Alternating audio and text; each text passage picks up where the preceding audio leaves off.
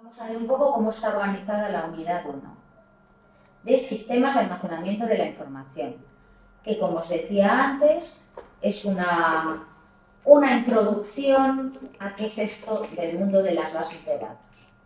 Bien, entonces, ahora nos vamos a ir a la unidad 1, que supongo que todos habéis visto ya los contenidos.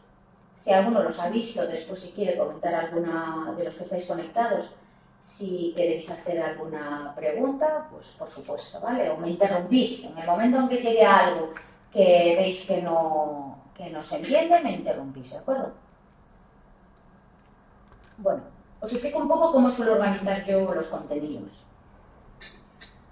Normalmente os pongo un índice y después, en este caso, pues como veis, es la teoría, ¿sí? Y tenemos pues una serie de apartados y subapartados. Una vez que ya tenéis el índice, pues como en cualquier otro documento, pues empezamos con lo que sería la chicha, ¿no? El contenido real. Bien, entonces os voy a contar, os voy a intentar explicar en el tiempo que nos queda todo lo que pueda del tema, ¿de acuerdo? Creo que, bueno, ya estamos en nos quedan unos minutitos para empezar la segunda sesión de la tutoría colectiva y espero que en esta segunda sesión me dé tiempo a explicarlo todo. En caso de que no pueda explicarlo todo, lo que haré será, pues grabo en casa la continuación de lo que me quede y os lo subo en el mismo vídeo, ¿de acuerdo? Bien, entonces, ¿qué es un sistema de información? Vosotros pensad que las bases de datos, ya la palabra lo dice, ¿no? Datos. Esos datos que son información. Bien. Pues un sistema de información, ¿qué será? Si os fijáis en la gráfica, esta que tenemos aquí, tenemos que el sistema de información está formado por personas, por información, que serían los datos, en el caso de una base de datos, por actividades, es decir, esas técnicas que utilizamos para tratar los datos, y recursos. Fijaros que yo no estoy hablando de momento de nada que tenga que ver con la informática, simplemente estoy hablando de un sistema de información. Un sistema de información puede ser un sistema de información que se lleva en papel, todo, ¿de acuerdo? Entonces, para nosotros, ¿qué es un sistema de información? Pues es un conjunto de elementos que pueden ser personas, información, recursos y técnicas de trabajo, que serían las actividades que tenéis aquí, que interactúan entre sí, ¿para qué? Para tratar esos datos, ¿vale?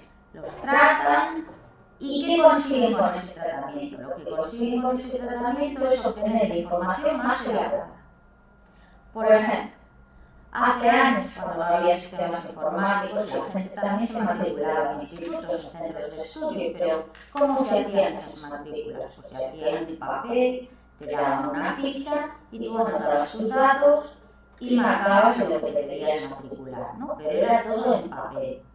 ¿Quiénes serían las personas, en este caso, de ese sistema de información en un instituto en el que se tratan, pues se hacen matrículas, entre otras muchas cosas? Bueno, pues el sistema de información, los datos, en ese caso, ¿cuáles serían? Los datos del alumnado, ¿no? Y también los datos de los módulos, en el caso de FP, de las asignaturas, de las materias, que se imparten en ese centro. Eso sería la información. Las personas serían tanto el alumnado que va a matricularse como el personal de administración, como también incluso el profesorado que imparte esos módulos, porque después va a acceder a esos datos de matrícula para ver quién se ha matriculado en sus asignaturas, en sus materias, ¿no? ¿Y recursos que utilizaban? Pues papel y boli. Y luego también utilizaban carpetas, ¿no? Para guardar el expediente del alumno. Y utilizarían archivadores. Bueno, todo eso son los recursos. pero es que también tenemos actividades. ¿Qué actividades? Las técnicas de trabajo, entregar el papel de matrícula al alumno, recoger la matrícula cubierta, revisar, guardar. Todo eso son técnicas de trabajo. Si os fijáis, yo no estoy diciendo para nada ni que hayamos utilizado un ordenador, ni mucho menos. Entonces, ¿con eso qué conseguimos? En este caso, uno de los objetivos de la organización es matricular al alumnado en el instituto. ¿Sí? Entonces veis que tenemos un sistema de información que lo que hace es interpretar una información. Bien, entonces interpreta esa información, la trata y obtiene datos más elaborados. ¿Qué datos elaborados podríamos tener? Pues por ejemplo, a partir de la matrícula, un listado con el alumnado matriculado en un grupo determinado. Eso sería ese tratamiento de la información y cómo lo convertimos en información más elaborada. Bien, ¿qué sería entonces un sistema de información informático? Pues aquel en el que participa la informática, ¿sí? Muchas veces hablamos de sistemas de información ya pensando en la informática porque hoy en día no la concebimos, no concebimos un sistema de información que no tenga un tratamiento informático, ¿no? Pero vosotros, a nivel teórico, digamos, hay que considerar el sistema de información informático como un subsistema de un sistema de información general, ¿vale? Es un tipo de sistema de información. En este caso, el informático, pues ¿qué elementos va a tener? Además de las personas, como veis aquí, que ya teníamos antes, tenemos las personas, tenemos la información, como teníamos antes, ¿vale? Pero ahora, los recursos, ¿cuáles son? Los recursos hardware, ¿no? Que serían los servidores, los ordenadores, las redes, para comunicar esos ordenadores, esos equipos. El software, los programas que procesan los datos, la información, pues será la información dependiendo del organismo, de la empresa, pues la información que nos interese. Si estamos hablando de un instituto, que nos interesa. Información del profesorado, del alumnado, de los ciclos, en este caso pues FP exclusivamente, de los ciclos que se imparten, de las materias, de los grupos. Y toda esa información, el profesorado, todo, incluso el personal docente, todo eso tiene que ser gestionado. ¿Gestionado por quién? Por personas. Los usuarios, que sería, pues en este caso, una aplicación de un instituto, ¿qué usuarios son? Pues hay desde el administrativo que tiene que consultar el teléfono de un alumno hasta el profesorado que entra en la aplicación para poner las faltas, hasta incluso el alumno imaginad cuando vosotros recibís las notas por avalar, ¿no? Al final, esos datos están guardados en el sistema donde el profesorado carga las notas y vosotros los recibís en otra aplicación, que en este caso es la aplicación Avalar, ¿no? Y vosotros sois partícipes de ese sistema de información informático. Porque interactuáis, pues aquí, interactúan con el sistema de los usuarios. Los procesos son los métodos que usamos para, pues, como dice la palabra, para procesar. Pero no solo para procesar, para recoger, para recopilar la información, para procesarla, para tratarla y para almacenar esos datos. Nosotros lo que vamos a ver con las bases de datos relacionales es una manera de almacenar la información de manera organizada y estructurada. ¿De acuerdo? Entonces, dentro de los sistemas de información hemos visto el sistema de información informático y ahora vamos a ver qué es esto de los sistemas de información empresariales. Bien. Los sistemas de información empresariales nos ayudan a gestionar los procesos de las empresas, no solo empresas, ¿vale? Cuando en estos apuntes veáis empresas, también estoy hablando de organismos que no son empresas, como por ejemplo una consejería o una fundación o una ONG que no se consideran empresas, sino que son organismos, ¿no? Bien, entonces, ¿A qué me van a ayudar como empresa o como organismo? Me van a ayudar a mejorar pues, todo mi trabajo, a optimizarlo y a tomar las decisiones mejores, ¿vale? A nivel estratégico. Por ejemplo, tenéis aquí 3 tipos de sistemas de información empresarial. Tenemos los sistemas ERP, que como sabéis siempre se utilizan las siglas en inglés. Los sistemas ERP son aquellos que nos permiten la planificación de recursos empresariales. Acordaos que normalmente las siglas, lo que os decía antes con el DDE, empezamos a leerlas de derecha a izquierda cuando hacemos la traducción al castellano. En este caso sería planificación de recursos empresariales. Son aplicaciones muy potentes, integradas, que tienen módulos para todo lo que necesita una empresa. Pues abarca desde la parte de producción hasta la parte de logística. Imaginaros todo lo que implica pues, para una empresa como puede ser Inditex, todo lo que es pues, la logística de llevar la producción a sus tiendas, ¿vale? O sus almacenes, de donde sale la ropa para la venta online. Luego el inventario. También tiene módulos de inventario, esas aplicaciones que le permiten a las empresas, no solo a empresas tan grandes como Inditex, las empresas más pequeñas también tienen que hacer inventario, evidentemente, el supermercado tiene que hacer inventario. Bueno, pues estos sistemas permiten hacer este tipo de trabajos. La facturación, la contabilidad, incluso gestionar la parte de recursos humanos, es decir, saber qué trabajadores tengo, estos trabajadores, pues quién ha cogido vacaciones en un determinado momento, si necesito más personal para una tienda, para otra, o dice una tienda, dice una fábrica, ¿de acuerdo? Para una sección determinada, un departamento determinado de una empresa, ¿vale? Y aquí lo que os he puesto son varios ejemplos. Pues por ejemplo, Sage es muy conocido. Odoo, no sé si lo veréis en vuestras marcas porque tenéis una parte de sistemas de gestión empresarial y como es software libre, pues se suele impartir, pero yo os digo que no sé el docente que os imparte ese módulo, qué sistema de gestión empresarial sale con él. Cualquiera de los demás como Sage, cada licencia cuesta mil y pico euros, entonces como entenderéis una empresa pequeña utilizar un sistema ERP pues no se lo suele plantear. Normalmente hay empresas informáticas que les gestionan, que les proporcionan otro tipo de aplicaciones, ¿vale? Que no son aplicaciones tan grandes.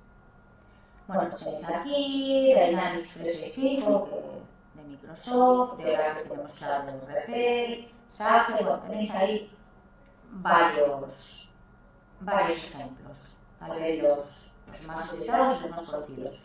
Sí que, por ejemplo, diréis, bueno, me tengo que saber esto de memoria. A ver, yo os voy a hacer preguntas tipo test, no os voy a poner preguntas a desarrollar, entonces yo os puedo preguntar de los siguientes, imaginaros, por poneros un ejemplo, de los siguientes sistemas, pues cuál de ellos es un sistema de ERP o un sistema CRM, que es lo que vamos a ver ahora. ¿Chaparos la definición exacta? Pues no, pero que sepáis que nos permite un sistema ERP planificar lo que sería todo el proceso todos los procesos de una empresa, desde la producción hasta los recursos humanos. Sistemas CRM. Estos ya son sistemas que se centran en la relación con el cliente. Hoy en día muchas empresas, sobre todo empresas que tienen venta online, bueno, las que no lo tienen también, sabéis que ahora nos atribuyen la publicidad, tienen que controlar cuántos clics, nos controlan cuántos clics estamos en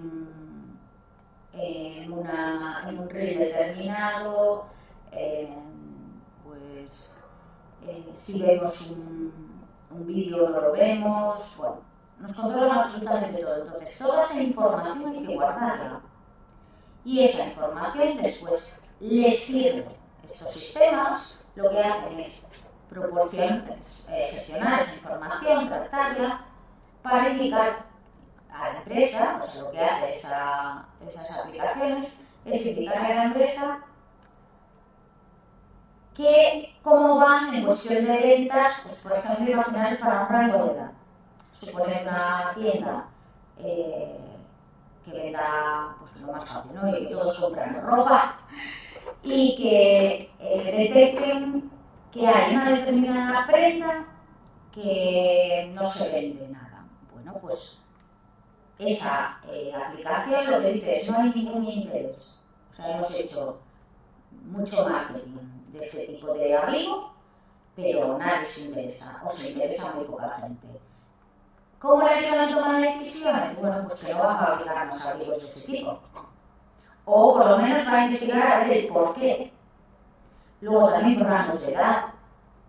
Pues si ven que a una tienda determinada quien va principalmente es gente muy joven, pues en esa tienda pondrán ropa que le interesa a las personas de ese rango de edad.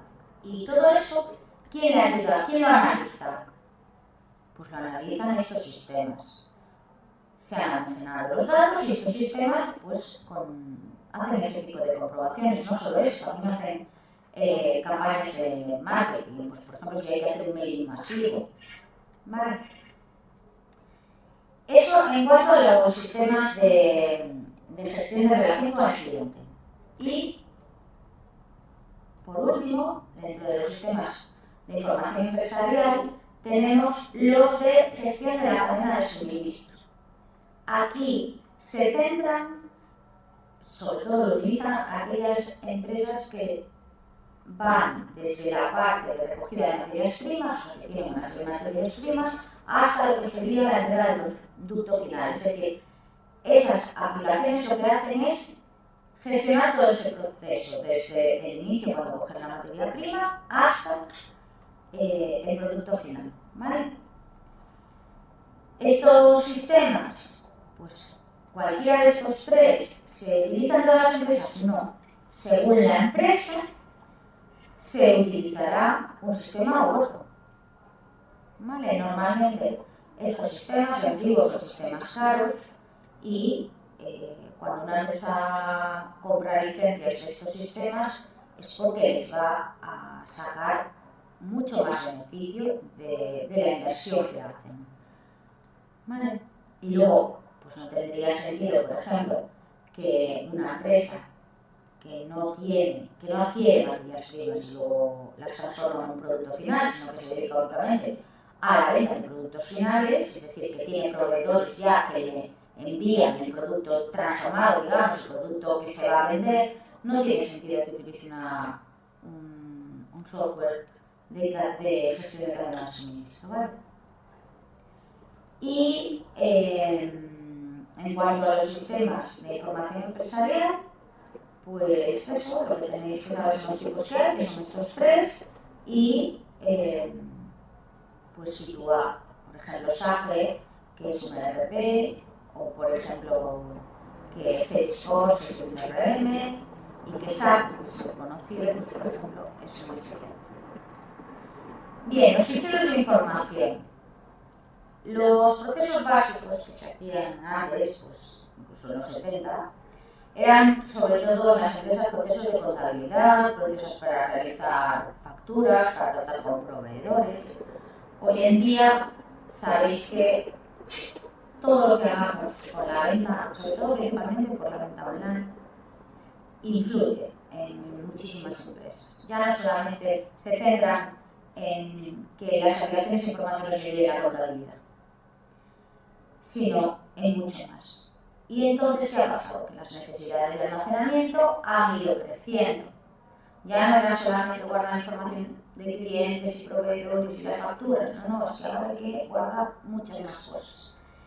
Entonces, los ficheros clásicos tenían una serie de inconvenientes, de ahí que surgiesen, a raíz de estos inconvenientes, otros sistemas de almacenamiento, como son las bases de datos. Vosotros pensáis en cómo le llamamos nosotros a las cosas, ¿no? En informática. Veis esta imagen que tengo aquí, que es la imagen de un fichero clásico, de un archivador clásico metálico de los que aún encontráis en muchos sitios, incluido en este centro educativo, que tenía una serie de cajones y los cajones están organizados en carpetas. Dentro de esas carpetas, que normalmente están guardadas alfabéticamente o a veces están guardadas por fechas, depende de lo que almacenen, pues estarían aquí, en el caso del instituto, pues los alumnos, pues de la A a la C, pues estarán los alumnos que su primer año ya empieza pues por una de esas letras, por A, por B o por C. Fijaros, ¿cómo le llamamos ahora a los ficheros? Pues igual que se le llamaba antes. ¿Dónde se guardan esos ficheros? Esos ficheros, esas fichas que antes teníamos en papel, se guardan en carpetas. Y le seguimos llamando carpetas, ¿vale? Y los formularios que se entregaban en papel son los formularios que ahora cubrimos, por ejemplo, en una web cuando nos tenemos que registrar. Le seguimos llamando formularios, ¿vale? O cuando nos pasan un PDF con un formulario, un PDF editable para que cubramos la información. Entonces lo que se hizo fue utilizar esas mismas palabras para definir todo lo nuevo que aparecía en la informática, ¿vale? Es una manera también de que el usuario pues, acepte mejor, ¿no? ese cambio y que entienda mejor lo que es eso. Si hasta ahora utilizaba carpetas, va a seguir usando carpetas. Si hasta ahora usaba ficheros, pues esos ficheros, esas fichas que antes metía en una carpeta, las va a seguir metiendo en una carpeta, ¿de acuerdo? Bien, eso en cuanto a lo que pasó, que pasamos de ficheros en papel, de fichas en papel, a ficheros en ordenador y pasamos de carpetas físicas en papel a carpetas en digital. ¿Qué es esto de un fichero informático? O sea, lo que sería el paso previo a tener la información guardada en una base de datos. Bueno, un fichero informático en el que se guardan datos tenía que tener una estructura lógica determinada, ¿vale? Esa estructura está formada por registros. Veis que esto es una tabla, que lo entendéis cualquiera, una tabla en la que hay, como si fuese una tabla de Excel, filas y columnas. Cada fila sería un registro, ¿vale? Y este registro está formado por campos. Cada campo lo que tiene es una información de ese fichero. Por ejemplo, si fuese un fichero de alumnos, pues un fichero de alumnos, ¿qué tendríamos que guardar en él? ¿Qué propiedades, qué atributos tiene un alumno? Pues tiene su nombre, su primer apellido, su segundo apellido, si tiene email, el teléfono, la dirección. Entonces, toda esa información se guarda en una estructura lógica de un fichero de alumnos. Igual que podríamos tener uno, pues de centros educativos, otro de materias. En este caso, os he puesto un ejemplo de un fichero de datos de usuarios. Imaginaros los usuarios que tenemos aquí en el servidor de San Clemente. Cada alumnado tiene un usuario, cada alumno tiene un usuario. Y esos usuarios, como son alumnos, empiezan por A. Luego el curso en el que inician sus estudios, en este caso, pues inició en el 23, y como se llama María García Pérez, el usuario siempre el nombre, y luego G. García y C. Este mismo usuario es el que tenéis vosotros en el correo de Gmail, que del IE San Clemente, del dominio IE San Clemente, ¿no? Bien, ¿cuál sería el email? Pues como sabéis, el dominio de IE San Clemente para los correos de Gmail es iesanclemente.net. Bueno, pues esto sería un ejemplo. Aquí, estos puntos suspensivos indican que hay más columnas y estos hacia abajo indicarían que hay más elementos, más filas, más registros en el fichero, ¿vale? Entonces, pues habrá un primer registro que es María García Pérez y en este caso un último registro que es Pablo Fiuza Gil y en el medio pues habría más registros. Eso es la estructura lógica de un fichero, ¿vale? que se utilizaban, como os decía antes, de aparecer las bases de datos. Que conste que todavía hoy en día hay mucha aplicación hecha en COBOL, no sé si os suena ese lenguaje de programación, pero todavía hay, si buscáis en InfoJobs, todavía se siguen pidiendo programadores en COBOL, porque ya no los hay. Esa gente se fue jubilando, entonces en algunas empresas que lo siguen utilizando necesitan que mientras no hagan esa transformación de esas aplicaciones a otras, mientras no utilicen otras aplicaciones, necesitan tener gente que desarrolle. Entonces aún se sigue pidiendo, y COBOL trabajaba con ficheros, ¿vale? Entonces, bueno, pues que tampoco están en desuso totalmente. Bien, como ya os dije antes, los ficheros dan una serie de problemas, hay una serie de limitaciones que tienen, y entonces pues, por lo que después surgen las bases de datos. Vamos a ver qué limitaciones tenían. Pues una de las limitaciones que tenían era que tenían datos redundantes, es decir, el mismo dato podía estar en varios ficheros. Inconsistencia. ¿Qué se refiere esto de la inconsistencia? La inconsistencia viene derivada de la redundancia. Porque vosotros imaginaros que yo tengo el teléfono de un alumno en un fichero de alumnos, pero también lo he vuelto a poner en el fichero de matrículas. Si viene el alumno a secretaría y me dice, mira, he cambiado de teléfono, si solo se cambia el fichero de alumnado, en el de la matrícula va a estar mal. Entonces, si se hace un listado partiendo de la información de lo que hay en el de la matrícula, pues estamos generando una información inconsistente. Lo es en un lado, en el alumnado, en el fichero de alumnos estaría bien porque se ha modificado allí, la aplicación lo modifica allí, pero en cambio el otro de matrícula no. Bien, eso sería un inconveniente. Bueno, dos en este caso, la redundancia y la inconsistencia provocada por esa redundancia. Luego también la dificultad para acceder a los datos. Cuando nosotros tenemos ficheros, esos ficheros, para acceder a ellos, para generar listados, para meter más información en los ficheros, quitarla, modificarla, se utilizan programas. Los listados que se generan para poder ver esa información que está almacenada en los ficheros están pues, en el programa, y hay una serie de menús, y en el menú de informes o de listados pues habrá unos cuantos prediseñados. Pero ¿qué pasa si ahora viene el jefe, lo que os comentaba antes de el listado de todas las personas que viven en una calle determinada? Si el listado era genérico y no me permitía filtrar por calle, sino que me sacaba todos los clientes, ¿qué voy a tener que hacer ahora? Pues voy a tener que diseñar y programar un informe. Es decir, no es tan fácil como en las bases de datos que es hacer una consulta. Aquí tenemos que hacer un programilla, ¿vale? Entonces, a eso se refiere cuando nos dicen que hay un inconveniente para acceder a los datos. Luego, ¿qué puede pasar? Que los mismos datos estén en distintos formatos. Pues imaginaros, un programador que trabaja con el fichero de alumnos, cuando creó el campo donde guarda los teléfonos en ese fichero de alumnos, le puso que iba a ser de 9 dígitos. Pero la persona que utilizó otro fichero y en ese fichero para hacer un listado determinado puso también el teléfono, pues imaginaros que añadió el prefijo. Bueno, pues ya estamos viendo que se están utilizando distintos formatos. En un lado 9 dígitos y en el otro pues serían los 9 más los del prefijo delante. ¿Qué más? Puede haber también lo que se llaman problemas de concurrencia, varios usuarios actualizando los datos a la vez. Vosotros imaginaros que tenéis que sois titulares de una cuenta con otra persona. Os quedan 500 euros en la cuenta. Estáis los dos sacando a la vez,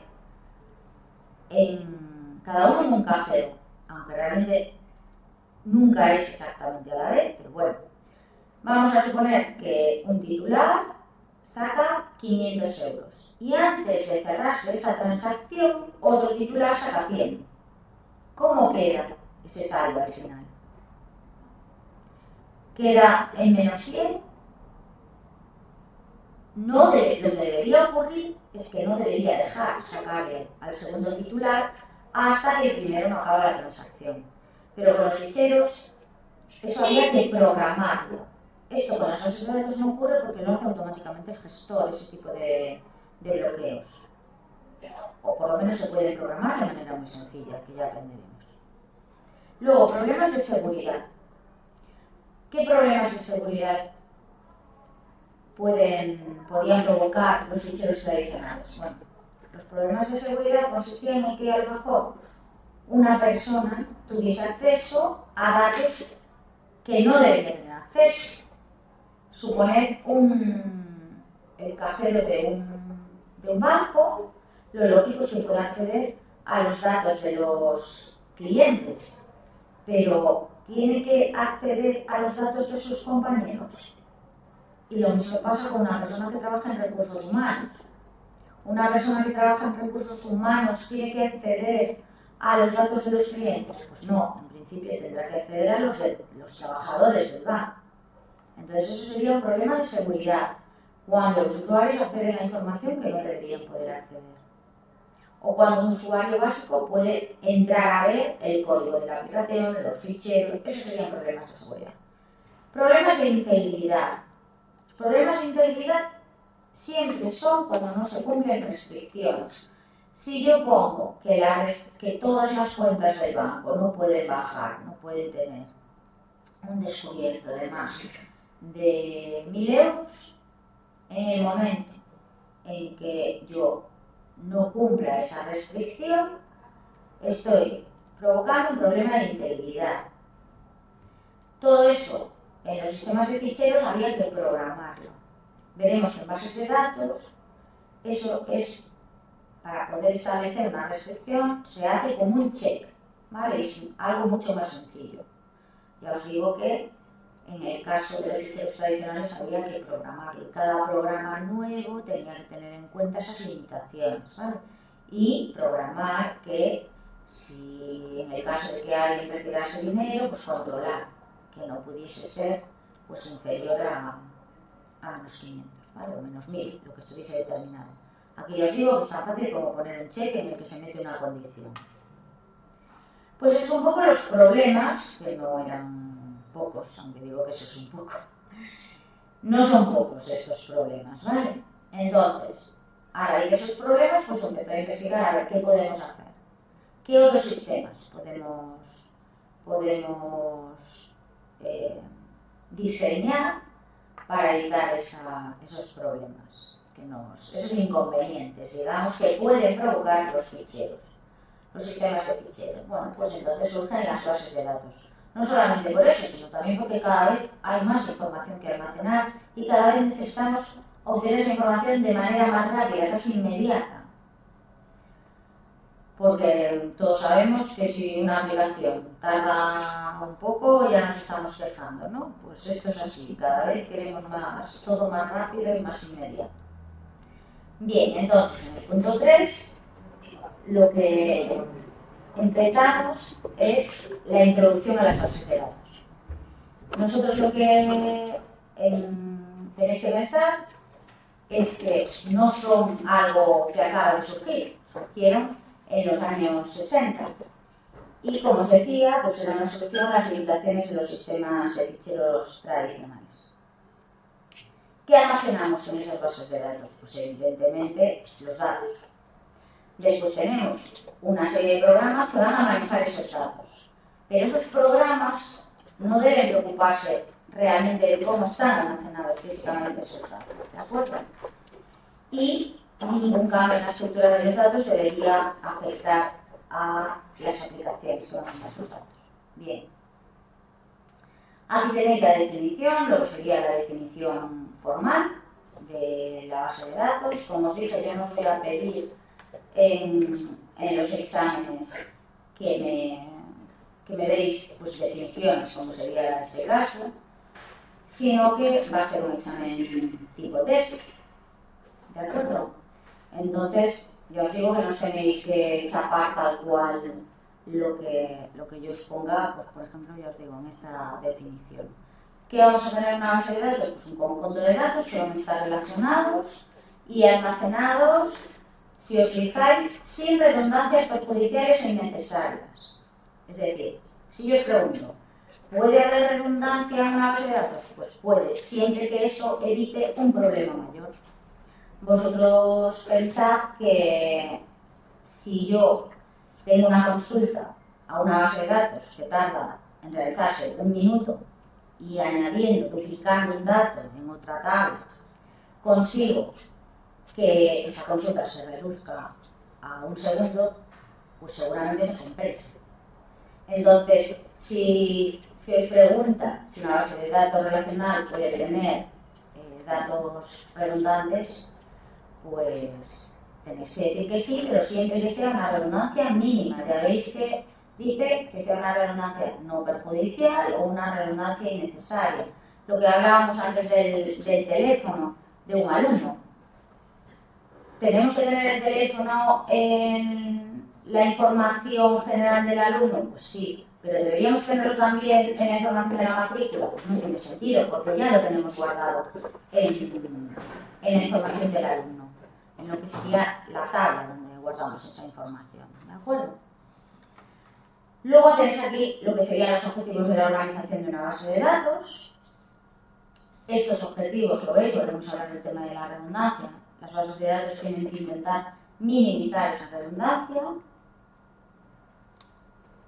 Tienen que asegurar la integridad y la consistencia. Recordad que antes, cuando hablábamos de integridad, hacíamos referencia a que los datos tienen que cumplir las restricciones que nosotros imponemos. Y la consistencia de los datos, lo que comentábamos de la duplicidad, ¿no? Que si hay 2 datos, si se actualiza un lado, debe actualizarse en el otro, porque si no, al final estamos teniendo, en el caso del ejemplo que pusimos antes, ¿no? Un teléfono, el teléfono viejo del alumno en los datos de la matrícula y el nuevo en los datos donde guardamos el nombre, el apellido, lo que sean los datos reales del alumno, ¿vale? Entonces, tenemos que asegurar pues, esa integridad y esa consistencia de los datos. Luego, ¿cuál es el objetivo de una base de datos? Pues facilitar el acceso, que el acceso sea eficiente, sea lo más rápido posible y además seguro. Es decir, los usuarios no deben tener más permisos de los que le corresponden. El ejemplo que poníamos antes de un trabajador de recursos humanos. Trabajador de recursos humanos de un banco pues, tendrá acceso a los datos de los trabajadores de ese banco, pero no tendría por qué tener acceso a los datos de los clientes, ¿no? Y luego habrá usuarios que solamente podrán hacer consultas, otros que podrán hacer modificaciones dentro ya de lo que serían las personas que trabajan directamente con la base de datos, los informáticos, ¿vale? Luego, en el siguiente punto, tenemos la estructura en 3 niveles, cómo organizamos una base de datos relacional en 3 niveles. Para explicarlo, veis que os he puesto pues, como más detallado cada uno de los niveles, pero la manera más fácil y rápida de que lo entendáis es que os vayáis al punto 344, que es donde está la representación gráfica. Bien, entonces veis que los niveles pues los he separado con una línea y van desde el nivel más bajo hasta la visión más cercana a los usuarios. Esto sería el esquema interno, que sería lo que se correspondería con los ficheros. Vais a ver en esta documentación, la documentación que yo suba y la que podéis encontrar por internet, el cilindro como representación de base de datos, ¿de acuerdo? Cuando se habla de datos, de información, de bases de datos, se representan como un cilindro. Entonces, veis que los 3 esquemas están relacionados. Esto sería el esquema interno físico, que ya os digo, serían los ficheros, en este caso, de la base de datos. Luego estaría el esquema conceptual, lo que os comenté que vamos a aprender a hacer en el modelo lógico, ¿no? Y después estaría la parte del nivel externo o de visión. ¿Por qué el nombre de visión? Porque estamos haciendo referencia a las distintas vistas de los usuarios. Si os fijáis, tanto el esquema conceptual como el esquema interno son únicos, hay un único esquema, ¿vale? Esos niveles se representan como un único esquema.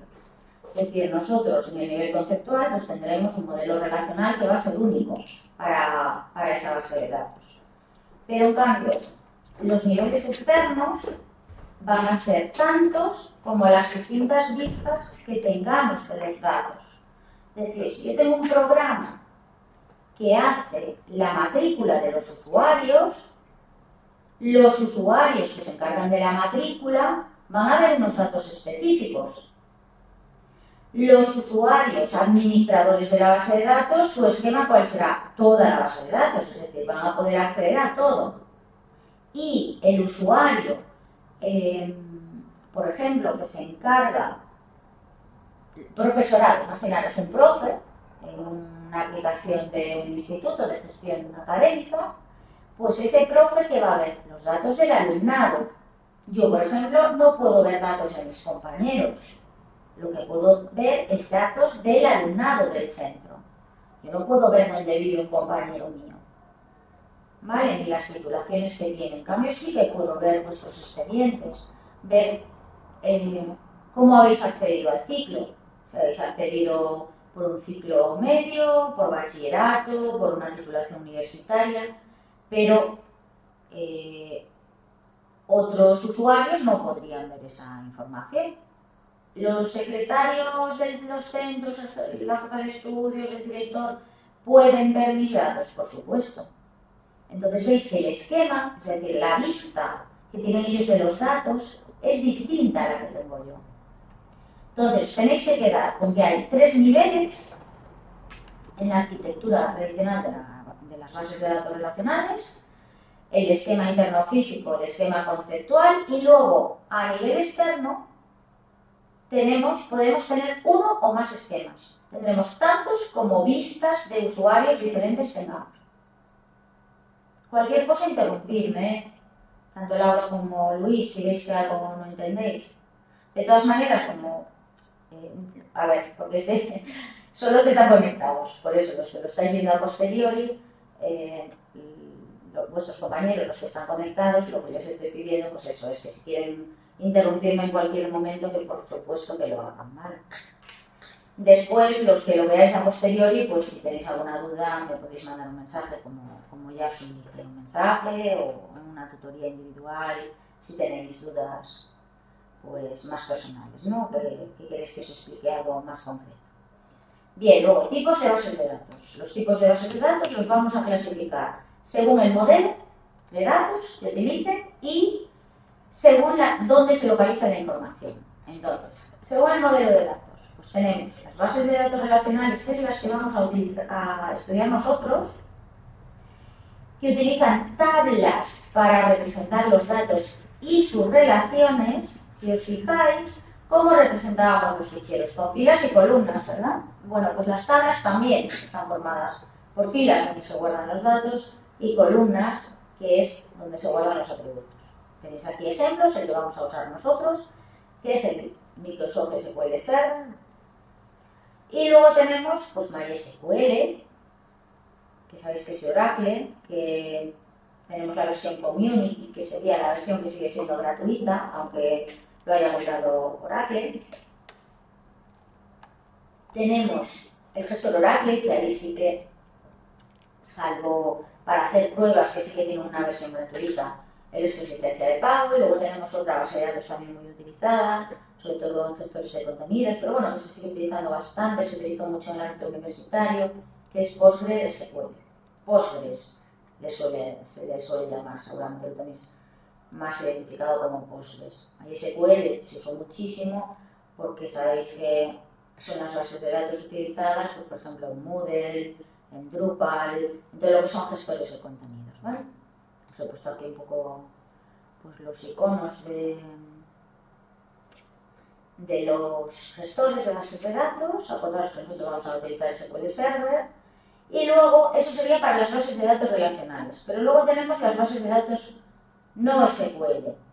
Ojo con esto, porque la mayoría de la gente, cuando piensa bases de datos no SQL, piensa que son bases de datos todo lo contrario a las bases de datos relacionales. Y no es así. No SQL no quiere decir que no utilicen SQL, lo que quiere decir es not only SQL. Es decir, que no solamente se trabaja con SQL, sino que además pues utilizan un lenguaje propio, ¿vale? ¿Para qué se utilizan? Pues para grandes volúmenes de datos no estructurados. Son bases de datos en que en lugar de guardar la información en tablas, se guardan en ficheros de texto plano. Por ejemplo, MongoDB utiliza lo que son ficheros JSON, que es parecido a JSON, que seguramente os sonará. Otras bases de datos no SQL son, por ejemplo, Cassandra y CouchDB, las dos de Apache. ¿Vamos a ver nosotros bases de datos no SQL? Pues no, nosotros lo que vamos a ver es bases de datos relacionales. No sé si en lenguajes de marcas, os darán algo de MongoDB, porque como se utiliza algo similar a JSON, pero eso claro va a depender de lo que indique la programación del profesor, de la profesora. Pues en cuanto a las bases de datos, según su modelo de datos, tenemos esas dos, ¿vale? Luego tendríamos una clasificación según se localice la información. Veis que tenemos las bases de datos locales o centralizadas, podríamos decir, que toda la información está en un único equipo. Luego tenemos distribuidas, que serían las que la información está repartida en distintas ubicaciones, distintos equipos. Y ejemplos son pues, Google Spanner. Cualquier gestor, incluido SQL Server, Oracle, puede trabajar con bases de datos distribuidas, pero específicos para trabajar con bases de datos distribuidas tenemos Google Spanner y Amazon DynamoDB, ¿vale? Bases de datos en la nube. Pues bases de datos en la nube, sabéis que los datos están almacenados y gestionados en servidores online. En vez de tenerlo instalado en un equipo en tu empresa, pues le cedes la gestión a una empresa como Amazon, Google, Microsoft. Bueno, en este módulo no lo veremos, pero en la administración de sistemas gestores de bases de datos, en la última unidad se suele ver bases de datos en la nube. Azure, pues es la de Microsoft. Realmente es muy fácil la conexión, y crearla también. Luego tenemos Amazon y Google Cloud, Amazon RDS y Google Cloud SQL. Podéis probarlo y, bueno, una vez que ya yo os explique toda la parte del gestor de SQL Server, podéis probar a crear alguna en Azure. Hay un montón de vídeos, si alguno quiere probarlo, le puedo pasar la información también, pero primero tenemos que llegar ahí. Luego, veis que hasta ahora hemos hablado de bases de datos. Bueno, las bases de datos, digamos, que se almacenan en gestores de bases de datos. El sistema gestor de bases de datos es mucho más que la base de datos en sí. Un sistema gestor está formado, pues, no solamente por las bases de datos, ¿vale? Veis que cuando busquéis información lo vais a encontrar sobre todo con las siglas en inglés, DBMS. Y es un conjunto de programas que lo que hacen es, pues, permiten gestionar toda esa información y administrarla. ¿Qué nos van a permitir? Lo que vimos, realizar consultas, crear las bases de datos, crear, actualizar y eliminar datos, mantener la integridad y la seguridad, es decir, me van a permitir crear usuarios, darles determinados permisos, me van a permitir crear restricciones de los datos y luego también me tienen que permitir gestionar las transacciones y la concurrencia. Lo que vimos que no debía pasar cuando tenemos dos personas sacando dinero de la misma cuenta a la vez, bueno, pues eso sería la gestión de las transacciones y la concurrencia es cuando ocurren, pues, varios procesos a la vez. Bien, componentes del gestor. Fijaros, tenemos los programas, el diccionario de datos, el administrador de la base de datos y los lenguajes, ¿vale? Es decir, el sistema gestor no es solamente los programas, también serían las personas que trabajan con esos programas y los lenguajes que utilizamos dentro de los programas. Entonces, ¿qué es el gestor? Lo tenéis aquí, los programas, ¿vale? ¿Qué es el diccionario de datos? Pues es una base de datos o varias, eso ya depende del gestor, que lo que hace es almacenar la información de todas las bases de datos que tengamos almacenadas en ese gestor. ¿De acuerdo? ¿Qué vamos a guardar? ¿Qué guarda ese diccionario de datos? Los nombres de las bases de datos que hay, de los objetos que tiene esa base de datos, las tablas, las listas, los usuarios, las restricciones, lo que os decía antes de los checks, las descripciones de los inicios de sesión, es decir, de los logins, y las autorizaciones de los usuarios de cada base de datos. Si yo tengo un usuario en una base de datos que se lo puede consultar, pues eso tendrá que estar guardado en algún sitio, para que cuando ese usuario se conecte, el gestor le indique, le permita hacer unas cosas u otras. ¿Quién es el administrador? El DBA. Pues es una persona, o más de una, que se encargan de la seguridad y el control de esos datos. ¿Qué suelen hacer? Pues monitorizar lo que está pasando con el servidor. Imaginaros una consulta que está tardando un montón, un proceso que lleva un montón de tiempo, pues el administrador tiene que hablar con el responsable del lanzamiento de ese proceso y decirle, oye, ahí algo está pasando, ¿vale? Y controlar, pues, por ejemplo, que los usos que se hacen por parte de los usuarios, un usuario que está usando lo que no debe, porque está accediendo a una base de datos que no debe, bueno, todo lo que corresponde con la seguridad y el control lo hace el DBA.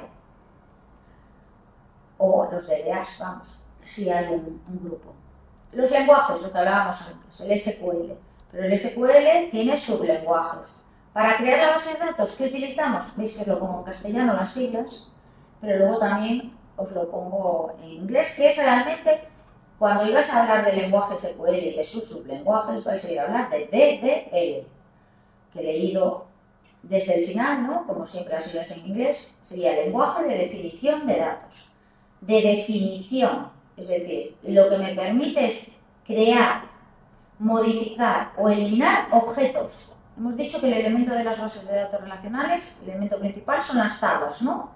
Pues yo con qué lenguaje voy a crear una tabla, pues con el lenguaje de definición de datos. Si la he creado y ahora quiero eliminarla, ¿cómo lo hago? Con el lenguaje de definición de datos, ¿vale? Si ahora le quiero añadir una columna nueva, pues con lenguaje de definición de datos. Después, el de manipulación nos permite hacer modificaciones, insertar nuevos datos, eliminar datos y recuperar información, es decir, consultarla.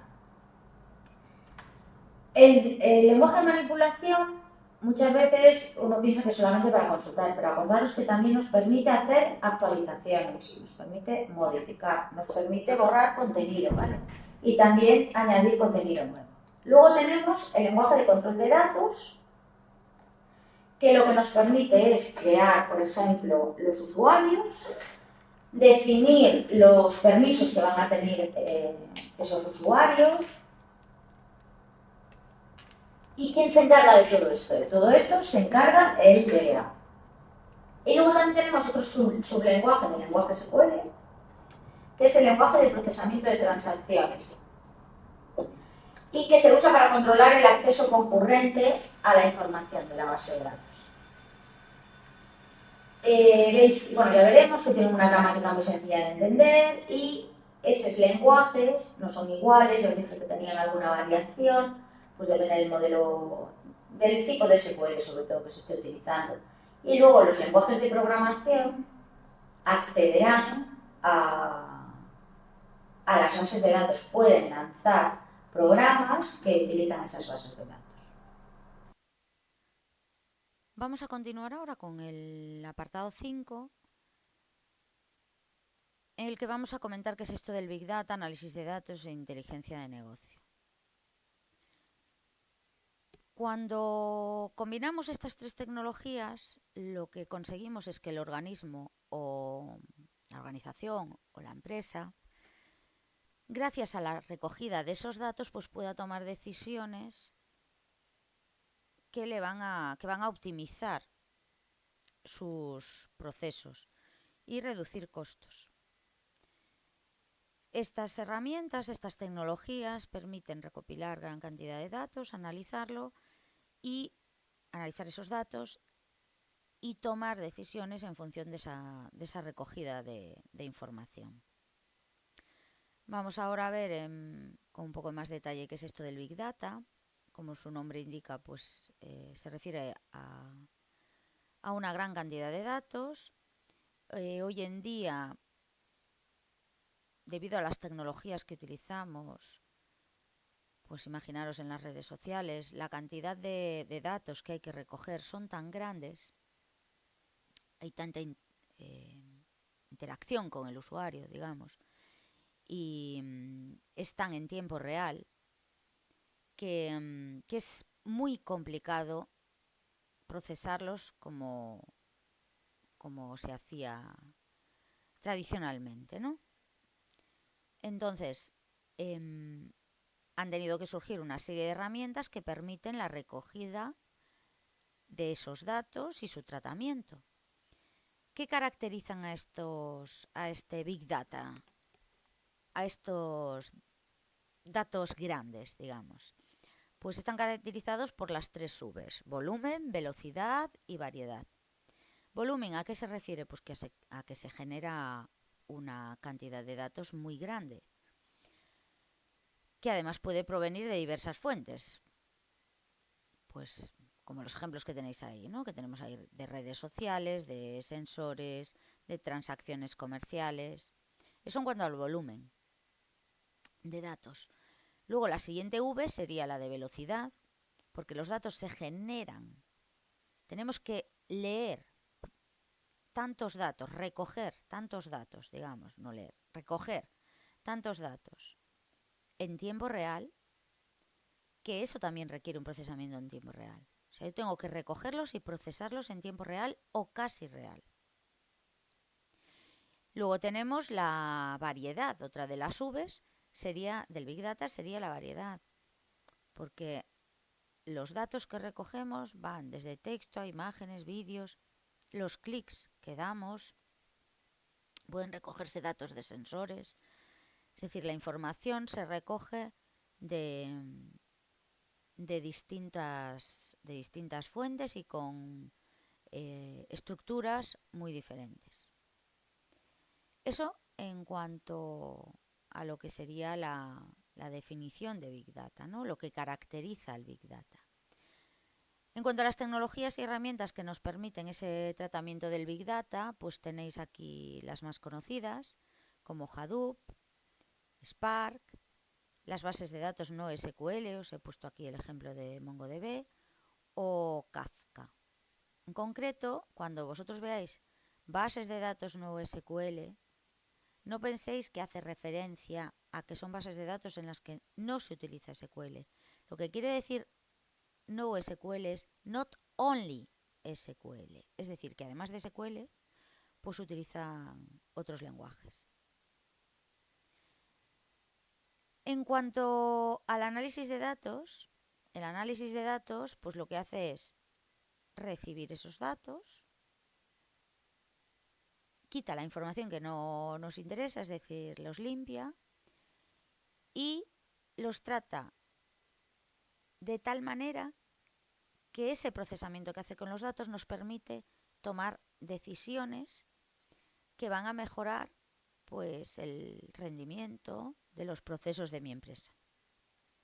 Herramientas de análisis de datos más conocidas, pues por ejemplo, se utiliza Python con una serie de librerías como Pandas, NumPy y Matplotlib. Veis aquí el icono de Pandas, de la librería Pandas, con el panda y el símbolo en la parte de arriba de Python, de las dos pitones enroscadas. Tenemos también el lenguaje R, SAS, el símbolo de Excel, que imagino que lo conocéis. Excel si queremos hacer análisis de datos utilizando Excel, tenemos que apoyarnos en Power Query y en Power Pivot, ¿vale?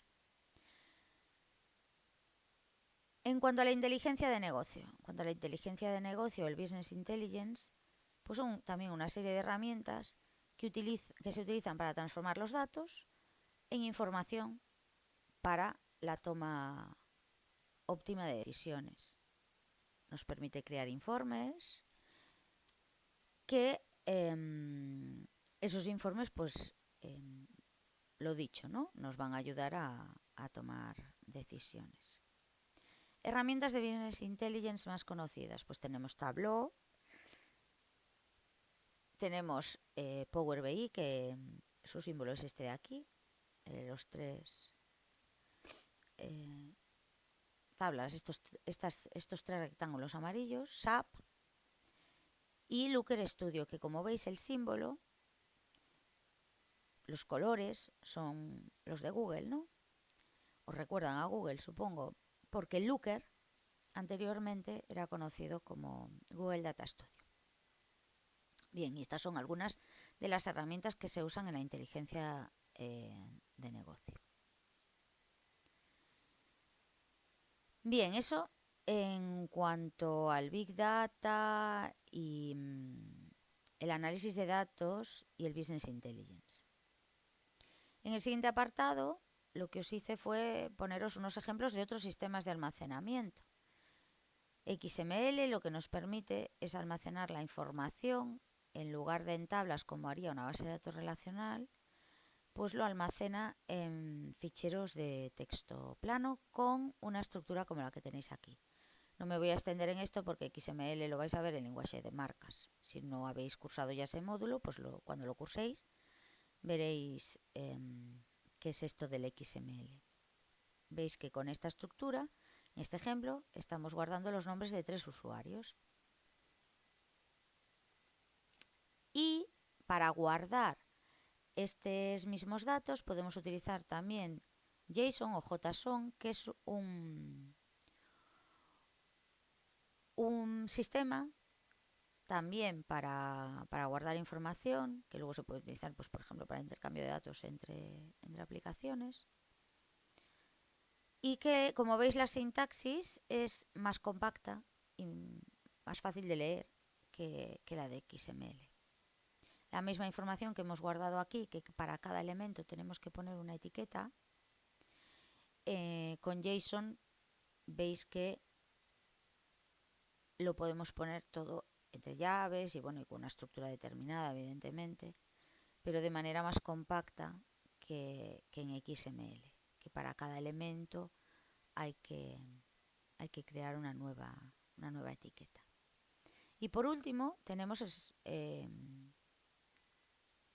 el almacenamiento de información en servicios de directorio.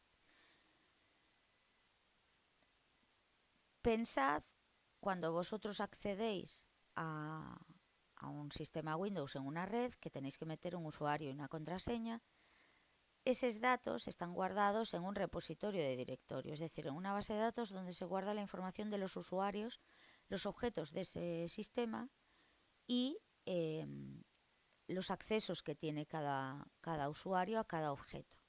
Entonces, el servicio de directorio sería los programas que permiten gestionar esa información y que le permite al administrador o administradores de ese sistema trabajar con esos datos, gestionar la red, digamos, los objetos, los recursos de esa red. Y os he puesto pues estos 3 ejemplos: Microsoft Active Directory, Apple Open Directory y OpenLDAP. Y nada más, hasta aquí la explicación de la unidad 1, que veis que es un tema eminentemente teórico y que cualquier duda, que ya sabéis que estoy a vuestra disposición en la mensajería de la plataforma, si necesitáis mandarme un correo o por supuesto en las tutorías individuales, si os queréis conectar, pues